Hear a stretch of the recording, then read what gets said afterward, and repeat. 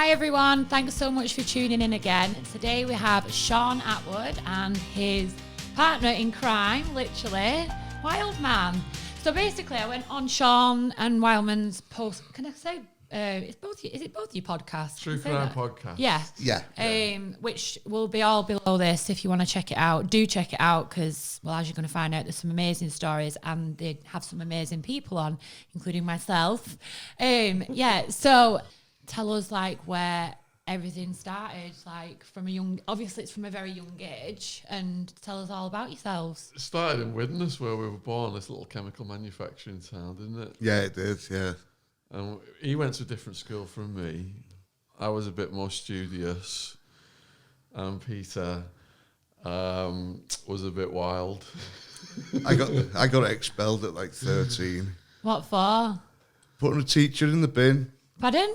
I put a teacher in the bin. What it was, he kept on like sort of picking on me, and as I was coming out of where you get your food, Yeah. I was coming out of there, and he stood right near the bins and he's having a cigarette, and he called me over, and he said, "You haven't got your tie done properly and all that." And I thought to myself, "I'm gonna have you."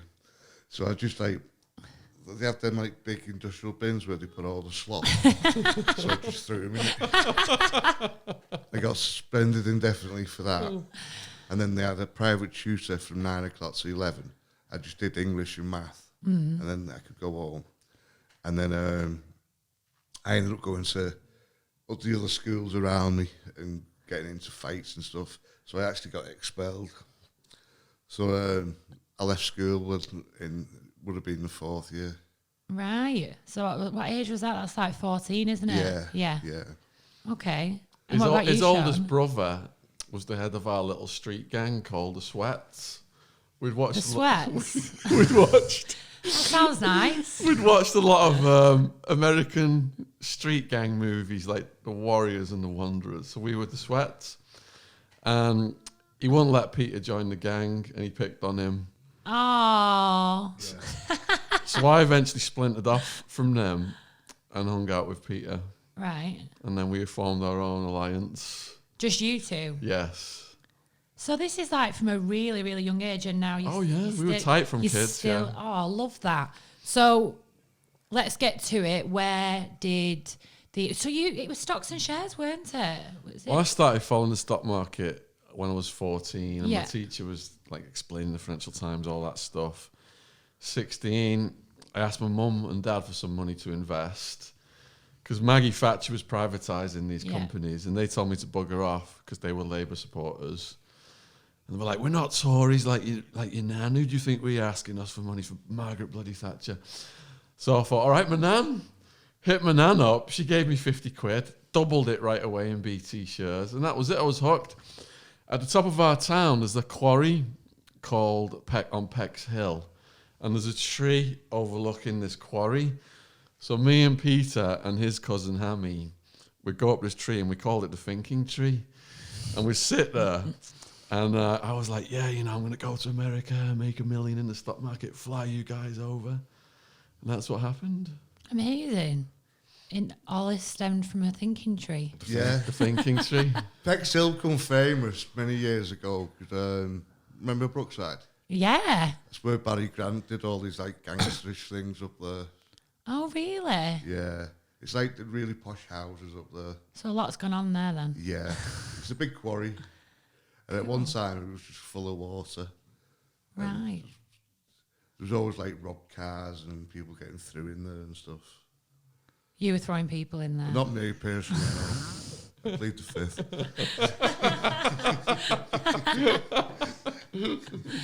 So you're what age now when you're talking about this? You're still in your teens, are you? Yeah,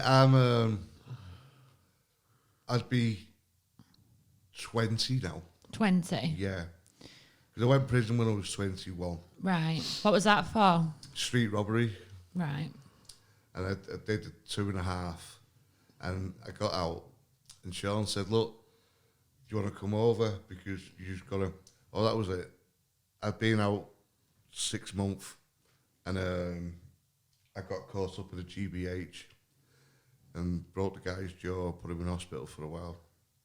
So I was up for Crown Court, and Shaun said, "Do you want to come over? Because you're just going to get sent down again." So I did a flight. I said, "I'll tell you what, I'll come over to stay out of trouble." Famous last words. When you're saying flying, so is this when you're in Arizona, is it? So I went to Arizona in 1991. Right. I'm working as a stockbroker, glorified telesales. Your family lived there as well, didn't you? You had aunties in Arizona, is Yeah, that aunts right? and uncles. That's how I went out there. Like my aunt, when I was a kid, when I was 16 actually, she changed my date of birth in my passport so I could go nightclubbing in Arizona.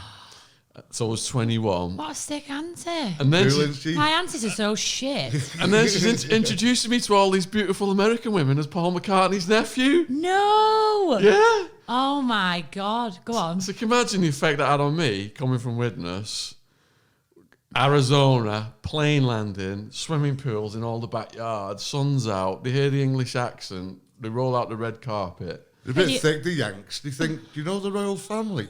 Do you know such a person? I met him once called Bob." Have you had tea and crumpets with the Spice Girls? In prison later on, guards and prisoners, some, asked me, what language do they speak in England? What? Yeah. Oh my God. So I was dazzled by Arizona, coming from Widnes, like this sunny place where they hear the English accent and you're in. And In your element, wouldn't you? I'm thinking, right, when I finish uni, I want to come out here and get some of this. What were you doing at uni? Did business studies at Liverpool Uni. Right, okay. And that was our primary raving days in Liverpool and Manchester, was like late 80s to 91. Right, tell us about the raving days. That's what we want to hear about as well. In the beginning, me and Peter were just driving around Liverpool. And what was that one we went to? At first, we went up there and we were shirt and tied up. We used to go raving at first. We used Mr. Smith's in Waddington. We used to go Mr. Smith's in Warrington, and then in Liverpool, Coconut Grove in Toxteth. And then we used to go to Grab a Granny, didn't we? What was it called, that one? Grafton. The Grafton. So we started off going places like that. And then we were going home, and we went past the warehouse in Beaumont Street, and we heard this music. So we went to see what it was, and it was basically, there was two big black guys, and they had that Tesco carrier bag or an Asda bag, and you put a tenner in it, and you'd go in, and it was an old scrapyard, but they were doing like a rave, an illegal rave. So we were there, and we didn't have no drugs or anything. We thought, we like this, we're going to come back here again. And it got cut short because the police come and set the dogs on us, but everyone got off. But the next week, we got some new clothes. We looked a bit shady, really, in suits, you know what I mean? We looked like coppers. No, why did you go? Why were you at a ravings? Oh, no, you didn't plan to go to a It was just starting, right? And everyone before this scene, you had to line up with your shirt and tie on or whatever suit, and the bouncers would come out, and maybe they'd let you in, maybe they wouldn't. And the young people got sick of it and just started breaking into warehouses and wearing what the hell they wanted. That's how it started. I'm just trying to picture you two in a suit in a rave. But the first clubs we went were Thunderdome and Conspiracy in Manchester, weren't they? Conspiracy, yeah. Oh, I've never even heard of them. And Sound Showing your Gardens. age now, boys. I've never heard Thunderdome of was them. on Oldham Road. Right. Dodgy as hell, wasn't it? A lot of very the big Salford crew in So there. what music was that now? Was that like heavy like techno and stuff like that? No, it was acid house, and it was like oh yeah, it had the acid lyrics. house, So can you Nice remember? woman's voice, like sunshine on a rainy day. Yeah. That type of music. yeah. Right. I'll house you, all that stuff. So when did you get into? Obviously, we'll get to the other bits in a bit, but were you obviously taking pills and stuff when you started going to raves and things like that? Yeah, we first took, we were like that, shall we or shan't we? We met the local dealer, they're just outside. And at the time, they were like £25. They were like big brown disco biscuits. And we had one, and we thought, that's brilliant, that. Your head's just like that, you start bobbing, and you hairstyle. You went, oh yeah, it's cool, isn't it? So you've started obviously dabbling in like taking stuff and whatever. When did you kind of then get into the whole industry of Well, that like, took a long selling time and because I stuff? was working as a stockbroker for like 5 to 7 years. Right. Peter was in England for that period of time. I was selling weed and speed. Weed and speed. And I'm thinking, right, if we get into Arizona, he can come out here and be a wrestler. Right. That was a bit idealistic. So I got him a flat right next to the Georgian Dragon British pub in central Phoenix. Right. Thinking he'll just go in and have a bevy with the fellas from England, Yeah. the expats. Yeah. Get him a job as a wrestler and we'll live happily ever after. Right. And what happened then? Me and my bird show up at the flat a couple of weeks or months into it, and we knock on the door, and a bunch of Mexicans answer the door. And I say, "Where's Peter?" And they're like, "What?" I said, "Where's Peter? He lives here." They go, "Pizza?" No one, we don't want pizza. No, Peter, he lives here. And then they all just pull guns out. And the Colombian guy, who's the boss, who's a crack dealer, comes out. He's got his gun out. They're like, who are you looking for? Oh and we're backpedaling across the street thinking we're about to get shot. Peter walks over the road, smiling, goes, "Oh, don't worry about them, la. That's the local Colombian crack lord, and they're these Mexican salesmen. And I've rented my apartment out to them because they like to move around a lot, and they're buzzing because I can smoke $100 crack rock in one breath." What the hell? So go on. You've ended up with, what were they like? The local like crack like. Yeah, so they're the local dealers around there, and you'd see cars pull up and they'd pick up and all that. And I got talking to them. They really liked my accent, and they were saying they're looking for somewhere to stay. And I said, "Well, yeah, I'll show you the place." So I showed them where I was at. And they said, "Yo, we'll take it, whatever you want." So I went over the road to like a guy that I'd met. And I said, "Listen, is it all right if I stay with you for a couple of weeks? I said, I'll sort you out with some crack and some crystal." He said, "Oh yeah, but yeah, you're welcome, English, you're welcome." Well, he used to call me also at the time. It means Burr. So go over there, and I went over, arranged the price with him. It was basically as much crack as I wanted and $100 a week. So I thought, I'll rent it. I'll sub it to these. I forgot to tell Shaun. Like you do. Yeah, I just nearly get shot. I didn't think he'd mind, like, you know what I mean? I thought you'd think, it's unsurprising, really. So what happened from there? Did you obviously so you found this out and it's just become the norm that this is happening? That was just the beginning. Yeah. So would you say this That is was where mild. Is this where it started? Like this started to unfold everything else? Because you're still working as a stockbroker at this point, aren't you? You're like, what the fuck's going on? In the end, the crack dealers had to move on. They only stay there for about 5-6 weeks, and they've got to move on because the police will come otherwise. Right.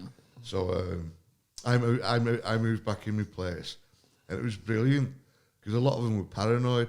So I put my hand down the sofa like that, and there were big rocks of crack. They'd stashed the drugs because they were that high, but they forgot to stash them. So I'm like, "Hey, winner, chicken dinner," enjoying it. And then, cut a long story short, I had a party, and some guy come over, shot himself in the head, and he's laying half in the flat and half out the flat. The police come, take me down, the homicide squad come, take my passport from me, do an investigation, it come back as suicide, and give me my passport back. But after that, I didn't want to live in that flat. I wanted to move somewhere else. So basically, the apartment had rented him. He started out renting it off to a Colombian drug lord, and it ended with a corpse on the doorstep. Shit. Mm. And we had better days than that, like. God, yeah, let's talk about those days. What? So that happened, obviously, and so you've got him another apartment. Yeah, he moved to the west side of Phoenix with this perm-haired cowboy gangster disciple guy. Are you still like dead clean cut here? I'm still a stockbroker. You're still just. So we relocate him to this apartment on the west side. I think they're behind in their rent or something. So I put down some money for it. The steroid head bouncer, perm herd cowboy says he's a tough guy. He's in there with these two women, and he's like talking all this tough stuff. This guy, and I'm thinking, Dick. Peter's he's probably going to get purified by the Wildman if he keeps talking like that. And He told me to do the dishes and tidy up after myself. So put his head through the wall. Literally got his head and just smashed it through the wall. And he went running out with a plaster of Paris all over his head. so I just put down like £1,000 deposit to house Peter in this place. Right. So I call up the apartment manager, and the apartment manager says, we're going to have to evict Peter. And I said, why? She said, because he's put his roommate's head through the wall. And I said, did you see him putting his roommate's head through the wall? And she said, no, but he was seen running through the apartment complex with plaster all over his head and face, screaming for someone to help him because he'd been assaulted. Didn't tell me to tidy up again, though. Fortunately, Peter had done this so quickly within moving in, they hadn't cashed the check. And I was able to stop it. I was able to stop it, yeah. Right. So you've got your grand back. The two girls that he was living with, one of them is dating a guy in Tempe, Arizona, who's behind on his rent. So Wildman moves there next, and this becomes the hub then for the beginning of the criminal enterprise. This is where we meet all our people, like Russian mafia, Mexican mafia, everyone through this. Fascinating. Yeah. Come on. What happened? Where we actually moved to, it was brilliant. It was like it was a college apartment, so it was just like full of college people. Like University of Arizona State University. Right. Yeah. It was like 2 doors away from me. There was like cheerleaders, and they were all getting high. And it was just, it just made sense to sell drugs there. Go on, tell us about the people that you've met and when it all started. When did it kind of start to... So this apartment is owned by a guy called Crybaby Joe. And he gets in debt with me. Crybaby Joe gets in debt with me. He's trying to sell pills and stuff. And so Wildman just takes over the place then, starts to sell off all of his furniture. And there's holes in all the walls and the ceiling. And he just starts throwing his own parties and inviting everybody over from like street people, Native American transsexuals, Russian mafia, Mexican mafia. And it just became this non-stop party place. And everyone just got on. Everyone got on. It was amazing. They're all on ecstasy and all just hugging and telling each other their life stories, and we were just listening to chilled out music. Why the hell's like this kind of people all together like in one place? Wherever Peter went, I always met these people. I don't know how or why, but I'd always bump into them and get talking to them. Yeah, it's like this. When I was a young person in my teens, I was a bit shy and anxious till I got on the ecstasy. But Peter would talk to absolutely anybody. And that carried through into later in our lives. He opened all the doors for me to meet certain people. So you've kind of like bounced off each other in one way or another. Yeah, and wherever he would go, whether it was LA, we all drove out to a rave in LA, took my whole crew out there. Peter's like, I'm not going. By the end of the night, when we come home from that rave, he's got all the street people coming to the hotel room, giving him free drugs. There's a guy in a Viper's got a kilo of coke in it. He's asking Peter to be his bodyguard. Wow. Wherever he goes. He just attracts it. He just attracts everyone. Doesn't matter what walks of life they're from. Oh, that's good. He starts running the place. They said if we sent him down to Mexico and he behaved like he does, violent, they would kill him. Yeah. And he went down to Mexico and they called him El Oso, the Burr, because of his fighting style. The guys, the mafia guys there were running him around in jeeps. Literally got 9 lives. Buzzing off him. Anywhere he goes, he just does it. He's got this ability. So you've got all these people in your life now. You said before, like, your people. When you say your people, were these people that started working for you, or like where did all the misfits. We Yeah. were a bunch of misfits who formed a crime family. Right. Not a traditional crime So family. this was Ecstasy, wasn't it? It was the rave scene. There were people from all walks of life, odd people, and we became a really tight unit. What kind of people? So when you say like misfits, who was in the group? Obviously, I'm not saying names, but like what kind of people? Did you all? They range from Brainiac, Arizona State University students, like the Rabbit, like certain other people, to... Go on, you want to expand? There was literally all sorts. There was like from university people to black gangsters, Antoine and stuff. Yeah. My top sales guy, when I first met him, he was homeless and smoking crack. And I ended up helping him get a house and everything. Oh. He'd be moving like 10,000 pills. He would. Yeah. He did his wrong though in the end, didn't he? In the end, there was a fallout between him, Skinner, and Peter that caused some problems. Did that happen a lot when you were kind of working in that industry? Well, it ended up with about 200 people working for me. Shit. So there was...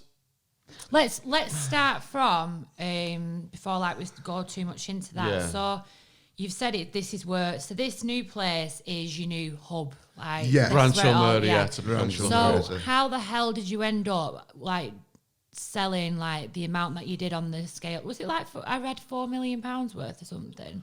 All right, so at the Rancho Murrieta level, this is an experiment now for me. I'm still a stockbroker. Okay. So what... As if she's still doing that. That's- we're having these parties that I've described, and we can get about 100 pills from the local dealers.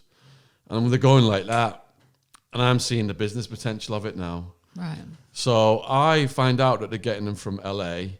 Me and Peter and Seth and Acid Joey, and Seth and Acid Joey are dead now. We all go out to LA, and we're parked outside this surfer gangster's house waiting for him to come home to get these pills. And he comes in, I go in on my own. Those guys are like my backup outside. And I've got all this money on me, like, I don't know, 10, 15,000. I'm thinking, am I going to get robbed? With the cops watching this place, what's going to happen? And he goes into a back room and he comes out with the biggest bag of ecstasy pills I've ever seen in my life. Like 1,000 Mitsubishis or something like that. So I say, all right, can I try one? He goes, do you want me to get you a drink? I'm like, nah, I'm just going to chew it because I know what the taste of ecstasy is. So I just chewed it and it was a good pill. And that was it. We all dropped pills, drove back and got to his place, and they were gone in the weekend. They were all sold. So I'm thinking, do I want to keep working the stock market, working these long What did you hours? make from that? From selling them? Do you remember? All right. So this was before it was like there was multiple levels of the sales distribution channels. I was just doing it on my own on this experimental basis. So I bought those for about $12 a pill, and they were going anywhere from $20 to $30 a pill, depending on how much people bought. So I doubled whatever the money was in a weekend. And then so you were weighing up, why am I doing stockbroking now? Yes. Like, shall I move out of it? Yes. And did you? Is that when was it an I immediate did, thing? yeah. But Peter, then his stay was not that long because he ended up getting deported for the first time. Back to here? Yeah. Right. I ended up getting kicked out from America. And I was in immigration for about 4 months. And I got deported back. 4 months? Yeah. What was that like? Wasn't too bad, really. It was because... Oh, excuse me. For one, I was the biggest person in there because they're all little Mexicans. And they're only about this big. And the food was really good. It's not like prison. It's like...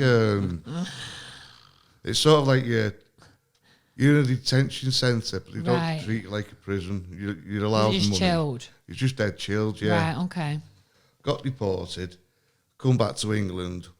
I was home for about... I met some bird, the Gobby Scouser. And, Is that the one with the house? yeah. We need to remember to tell that story. And Let's just call her Wild Woman. yeah, she was going through a divorce, and her husband was being an ass to her. So I moved in and basically kicked him out. You moved in while he was there? Yeah. Go on. And he packed all this stuff out, threw it outside, and then he wouldn't want to fight. I grabbed him, pinned against the wall, but he didn't want to fight. So he just left, saying it's not fair, this. I said, well, life ain't fair, is it? So I booted him out of his own house, and then I just moved in that day. I don't even own her a week. Jesus. We got on. I mean, the first year was brilliant. It was just like, I suppose we were still in love then. Yeah. But after that, it just went downhill rapidly. Did you find, obviously, because like you were away and stuff, so obviously you've got this bird that you've met after a week. So relationships and stuff, has it been like difficult because of, you've had far from an ordinary life, haven't you? What have your relationships been like and stuff like that, like with women and stuff? Have you been married, Shaun? Yeah, 3 times. 3 times? Yeah. Have you really? Yeah. Are you married now? No. What about you? I'm married, yeah. You're married? Been married for... Not to this one, though, that you were talking about. No, not to the mad scouser, no. I've been married for about 5 years. Right. She's completely different to me. She's like... well, I've changed now. I don't do drugs no more. Do you think it's because you're older? No, I just think I've got a good woman behind me. Oh. You know what I mean? Yeah. I'm settled. Yeah. You're content now. Yeah, I'm content. Yeah. So, go on, anyway. Let's get back to the juicy stuff that everyone wants to hear about. So, all this is going on. If you quit the stockbroking So now. when I quit the stock market as a stockbroker while Peter was there on his first visit. So now I've chose to go full time into the party scene. Okay. Peter's back in England now for about 2 years or so. Did you miss him? Yeah, of course. Yeah. Because you have got, like, obviously an emotional attachment, haven't you? You're a team, like, working together as a team. Yeah. So, but I just continue to build it up, the criminal enterprise, with the connections Peter had helped me establish. Right. So Peter was my main protection as well. And But he did introduce me to some tough people. Right, okay. Including, we'll just say a Mexican-American person, because he's got a bit paranoid about us saying stories about him. Okay. Yeah, who was connected to the Mexican mafia, the new Mexican mafia, who became I got into business with them as well, yeah. You got into business with the Mexican mafia? The new Mexican mafia. Shit. Yeah. So tell us about that. Like, how do you get into how do you just get into business with somebody like that? With people like at that? Rancho Murrieta, there was a series of parties that we had, and the Mexican American person would come over, and he was dealing coke and weed, and I was dealing the E. And at one of these parties, a policeman just walked into the room, and the policeman who walked into the room said, I could smell weed from outside. Nobody moved. Goes to grab his radio like he's going to call it in, have us all arrested. So the Mexican-American guy just pulls out his gun, points at the cop, says, the only one who's not leaving is you, MF. Everybody run. So we all run off into the night. Shit. And we're thinking we're going to get arrested. I go to a nearby apartment, and we're like, should we flush our drugs? What's going to happen? The cop's going to come. There's like a helicopter coming. There's police sirens and everything. And I was like, bam, bam, bam, bam, bam, knock on the door. Let me in. It's him who'd pulled a gun on the cops. So he says, don't open the door, turn the lights off, turn TV off. If they've not got a warrant, they can't come in. If they knock on the door, don't answer it. And that's what happened. Thank God you had him. Yeah, and at the end of the night, he goes, because you and your friends protected me and my brothers have got your back. Oh, amazing. So months later, I go over to the house. Right. There's all these lowriders on the street. And his brother answers the door and he's looking up at me and he's like, he hears my English accent. And he goes, damn, you talk funny, homie. It's like, you, I guess you are from England. Come in and meet my homeboys. So I go in the living room and they're all in there, these massive tattooed Mexican-Americans. They've all got the chains on, little wife-beater vests, shorts down below the knees, all the prison tattoos, all kinds of weapons, slabs of coke, slabs of crystal meth, weighing machines. And I'm looking around the room. It's the biggest TV I've ever seen in my life, next to a little TV with CCTV showing everything on the road, so they're looking out for the police to come in. Yeah. But I do a double take when I look at the TV. I'm like, hold on a minute, I've seen one of them before. got a rocket-propelled grenade launcher on top of the TV. Oh, what? Rocket-propelled grenade launcher. What the fuck? Shoots. You can put a missile in it and shoot down a helicopter. Like a bazooka. Oh my God. And I still didn't know who they were, and I was in business with them for years. And it was only when I took the Mexican-American guy back to his brother's house years later, the whole neighborhood was blacked out, and the police were out directing traffic with light ones, and they were all getting brought out in handcuffs by a federal SWAT team, and it showed all the pictures on the news, and that said who they were then. And that's how I knew who they were. And that's how then. you found out? That's when I found out, yeah. I suppose it doesn't really matter though. If someone's like got you back, you're not even bothered, are you? You're not No, he was a solid dude, our guy who protected us in Arizona. Yeah, he really had that back. Obviously, I love and trust Peter the most out of everybody, but I would say after Peter, it would have been him. Yeah. I got on with him as soon as we met. We got on sound. It was just like, we were just like double trouble, really. We were so much like one another. I didn't like his brothers too much. But he did tell me from the get-go, don't ever take Wildman to my brother's house. They won't get along. They won't get along. Yeah. So you didn't do that then? No. Well, he did. Well, Guys, turned up once. He did turn up once. And they were at the door with like AK-47s and mini machine guns. And they let me in. They go, he's not coming in. And he doesn't just walk away. He's like, I'm not effing coming in. Who are you telling me I'm not? Oh my God. And I'm like dragging him away, and he's like yelling at him. Did you not shit yourself like when he was kind of like that? Like, yeah, I did. I half shit myself, but half was my decision-making process was scrambled by drugs as well. It gives you false bravery. Yeah. So skipping forward now, are you both in jail together? Like, so all this has been going on. How did you get caught? What the hell happened? And tell us about prison life. There was witness statements. There was the fallout with Wildman and Skinner. Skinner became the main police informant. There was 10 informants. So there was someone ratting on you in your group? Ratting on us. Skinner, the main guy, who was my main salesman. The guy got the house, who was living in the dumpsters before. He fell out with Wildman. He became an informant. May 16th, 2002 was the first SWAT team arrests. And why was he doing that? Was he getting paid? Is that what happens? He was scared for his life, apparently, because I was going to kill him. So that's why he started grassing? Yeah. He had some black gangsters he was hanging out with, and he formed, there was like a conspiracy whereby Wildwoman's apartment, while Peter was in federal immigration deportation prison, Wildwoman's apartment was firebombed. Right. And then the black gangsters showed up to take Wildwoman to safety. And she's like, I ain't getting a car with you with all my pills. And we later found out that Skinner had orchestrated the whole thing. Shit. Firebomb comes right through the window, almost sets her on fire. So Peter's in deportation, and Skinner's thinking he's never going to get back in the country. So I hire a lawyer to expedite the process, get him out and fly him right back, smuggle him right back in again. So he's come back in? He's back in, and now Skinner's terrified. Did that like 3 times, back and forth, back and forth, back and forth. So you've been he's like conspiring behind your back, and so I know it's all got too heavy, and I've quit the importation.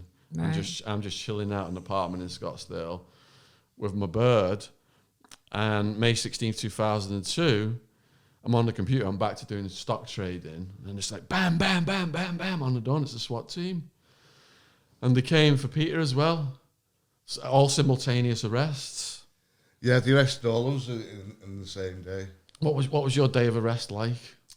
Oh, it was horrible because, well, I just took a massive big hit of crack, and I'm like, whoa. And then I made this bang, bang, bang on the door, and I look, and it's the police. And I just opened the door, I went, oh, it's the police, and shut the door again. I thought, oh, shit, it is as well. So they said, they had the like, guns out and all that, and my house had a gate. They knocked the gate into the front, like, into the hallway. They come in, and then they get on the ground, shouting, bawling. They put the gun to you. Hands behind your back. They cuff us and put us in a van, and didn't tell me what for, didn't say anything. Just basically just took me. Is this what happened? Is this similar to what happened to you as well? Yeah, we go to Tempe Police. We've got this mobile unit where we all get booked into there. We go Tempe Police Station, but then we enter. At the night time, they transfer us all over to Sheriff Joe Arpaio's Madison Street Jail, the Maricopa County Jail, which has got the highest rate of death and mayhem in the whole country. And this place is like off the hook. Guards murdering mentally ill prisoners. Gang members murdering prisoners. I've got videos of both murders on my YouTube channel.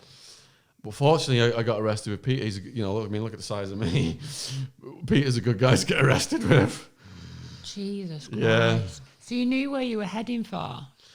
Did you know about the reputation of the jail then? Well, Peter had been in the Horseshoe before, and he told us what it was like. Yeah, I'd been arrested a couple of times. And only did the odd week or two there. I think the most I did was 12 weeks. So I knew what we were heading for. I didn't know how much time we were heading for. Yeah. But I knew where we were going. And everything's an adventure to me.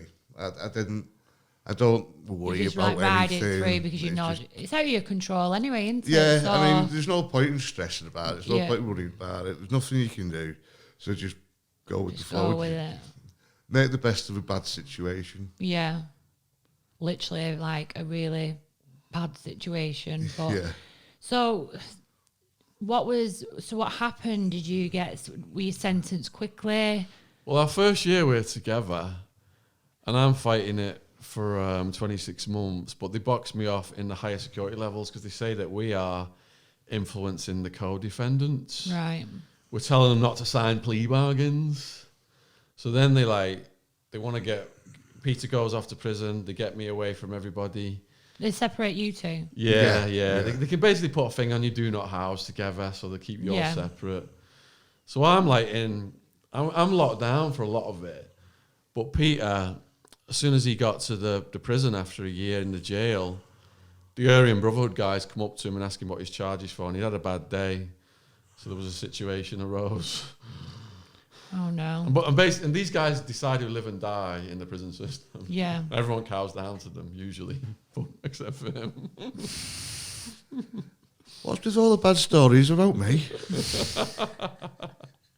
I'm the innocent one, though. look at my face. He's evil. Boy next door. I went over there to stay out of trouble. I went from... I would have only done 2 years if I'd stayed in England. I thought I'd run away and end up doing 7.5. Is that how long you did? Day for day, 7.5. Tried to get him a job as a wrestler. And Look what happened. What happened? I got Talk about a detour. I got sentenced to 9.5 years.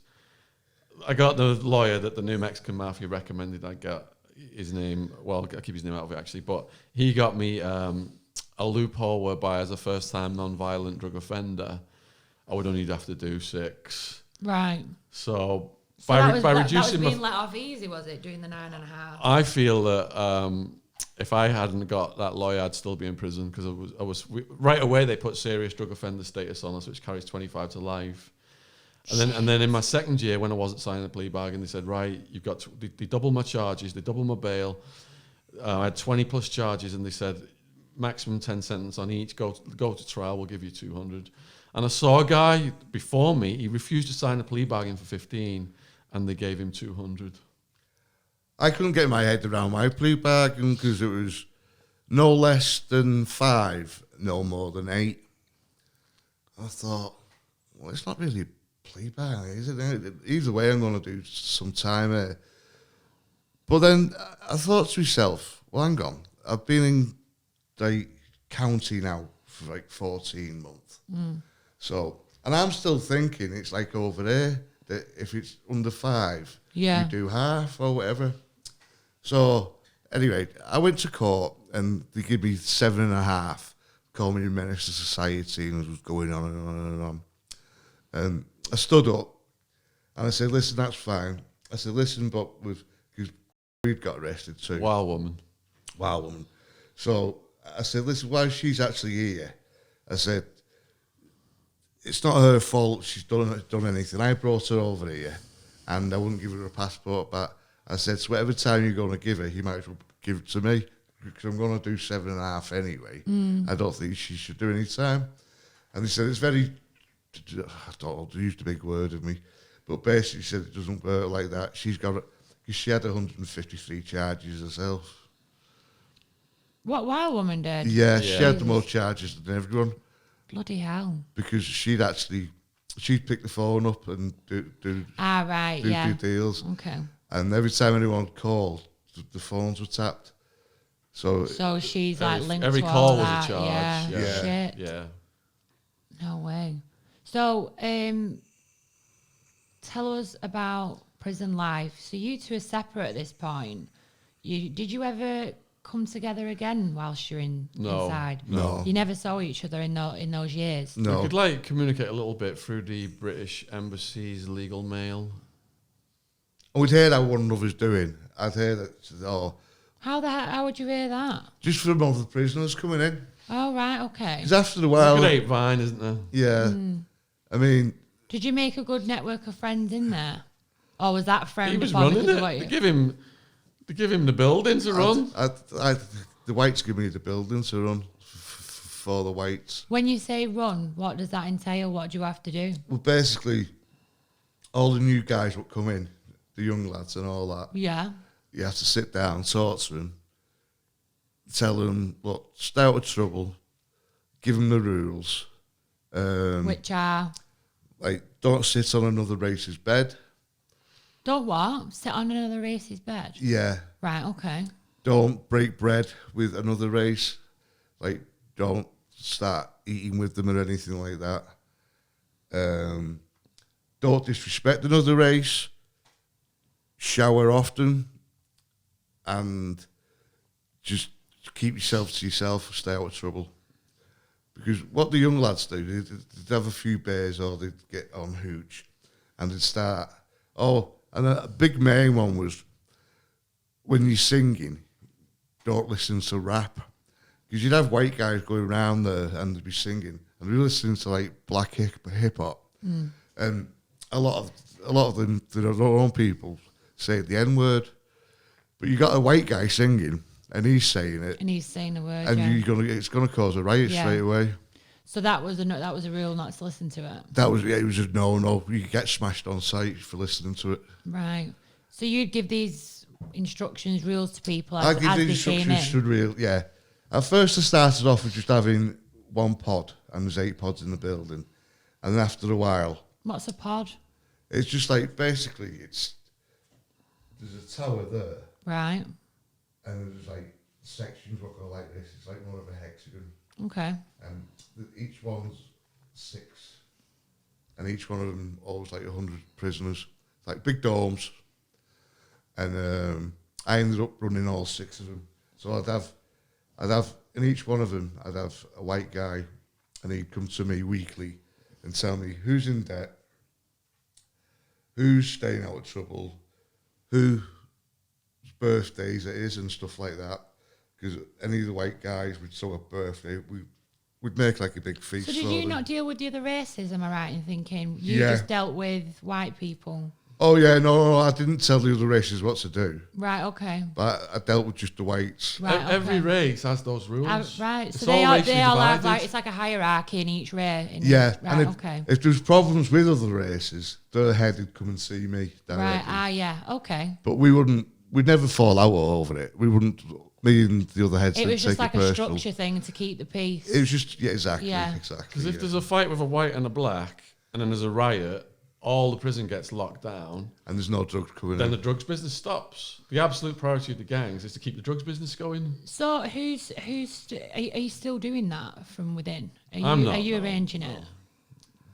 I was getting drugs, but I wasn't. I was getting it just from the other prisoners. They were just, as a head, I got a percentage. And You got them for me. everybody else, not yourself? No, I just get them for myself. I wouldn't yourself? sell He it. kicked down for personal use because he was the head of the building. Yeah. Right, okay. He wasn't dealing. I wasn't Right, okay. dealing, but they'd give me some for myself. Right, He was running gambling tables and stuff like that. okay.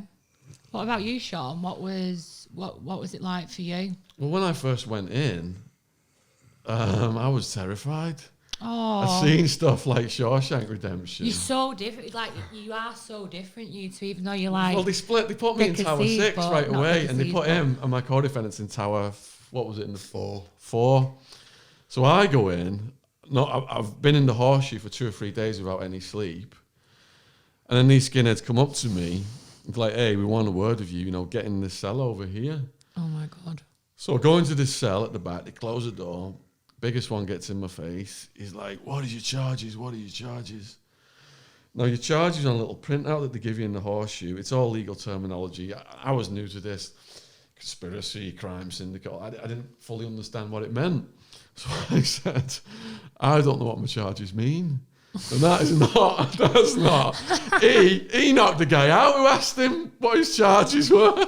And that's how he got that job. So I'm like making a right mess of this now. Now they got me against the wall about to attack me. What do you mean you don't know what your charges mean? Are you a chomo? I don't even know what a chomo is. No, I don't know what the hell. Chomo's child molester.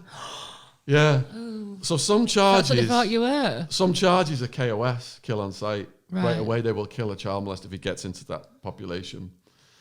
And in the end, they made me pull out my charge sheet.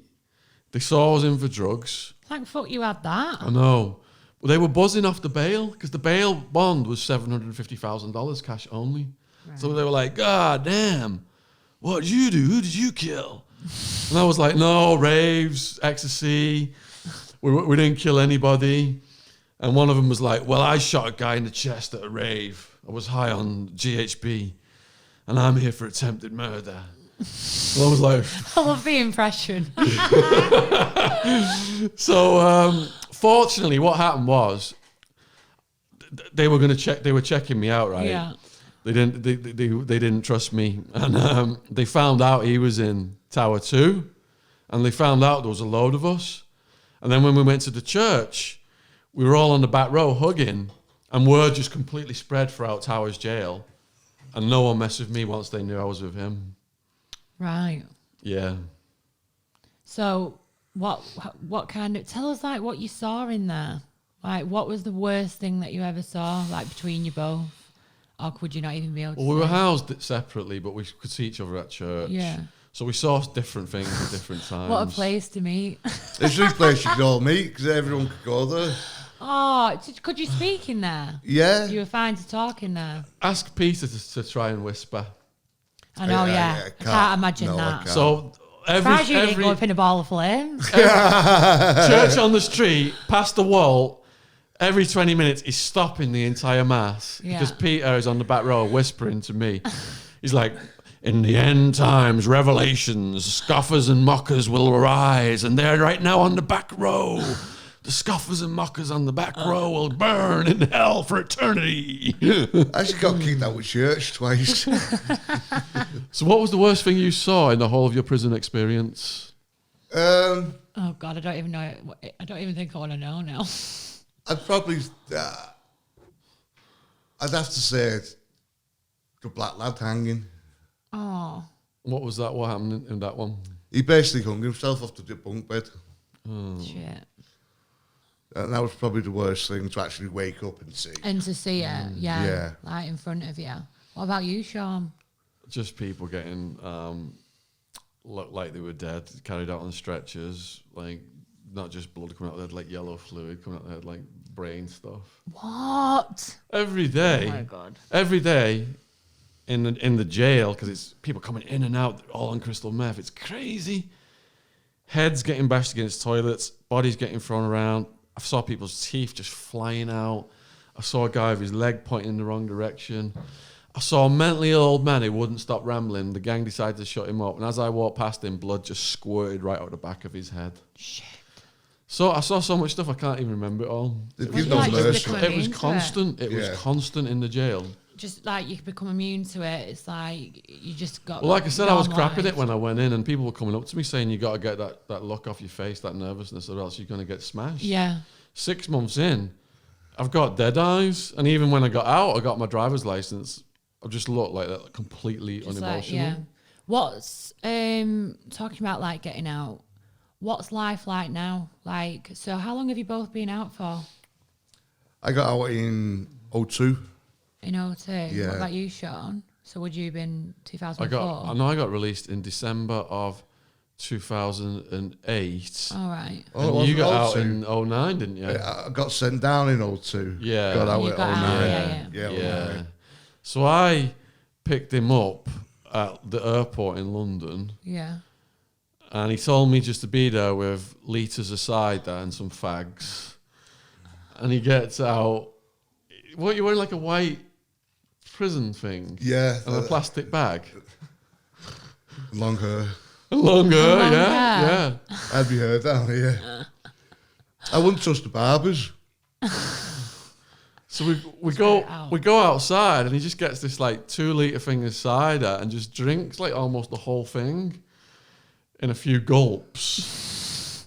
Why does this not shock me? And It was lovely as well. he's breezed through the airport, and I breezed through the airport. No one, I thought he would ask me about what had happened, but then on the radio, some like intercom thing at the airport, they started yelling his name, "Come to some station or other." All right. So we're like, "All right, it's time for us to go."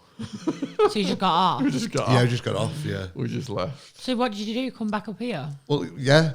Were you living in London? When did you move to London? No, I Shaun? was living in Widnes for a year at my mum and dad's house. Right. Yeah. So you both moved back up here. I moved in with my dad Right. and then kicked it for a bit. And then I was there for about 6 months. And then I met my future wife and then moved in with her and got married. I was with her for about 6 months and got married. We've been together now for like, I'd say about 6 years. I don't actually know. So when you're watching this, sorry. So is that because so you've like reached a point of contentment? Have you stopped? Are you both clean when it comes to what you're doing? Is this like, so you've come out and you're on the road to being straight, and what's happened since? I drink probably too much and I smoke Rocky, smoke a joint now and again. Yeah. But I don't do no speed, don't do no coke, I don't do no weed, don't do anything like that. And is it just a case of you both going round, aren't you, doing the chats and the motivational? But is it it is motivational speaking, isn't it? You can call it that. Talks to young people and adults Yeah. across the country, yeah. What are you telling kids when you're going into schools? I've not watched any of these. That's the only thing I've not really looked into. So I don't do them, mate. you don't do them. Well, I can't, can I? I can't hardly have a joint and say, listen, don't do drugs. True.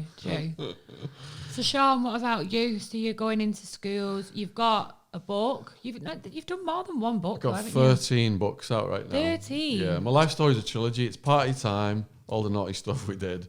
Hard time is the jail. And then prison time is sentenced and then return home. you? Wow. So I just go in and tell them, here's my story. Yeah. I don't go in and say drugs are bad for you or anything stupid like that. I just show what happened to me and the consequences and emphasise, how dark it was. How do the kids this react jail. when you're talking about it? Well, Do you think it's obviously you're going to think it's beneficial because you're carrying on doing it. speaking aren't of you? range of schools, from inner city schools to like Stowe School and Westminster, Yeah.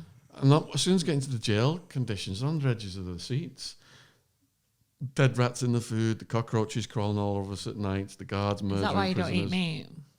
I don't eat. I'm a veggie because of the dead rats in the jail food. Yeah, Oh my God. the Red Death mystery meat slop that occasionally had a dead rat in it.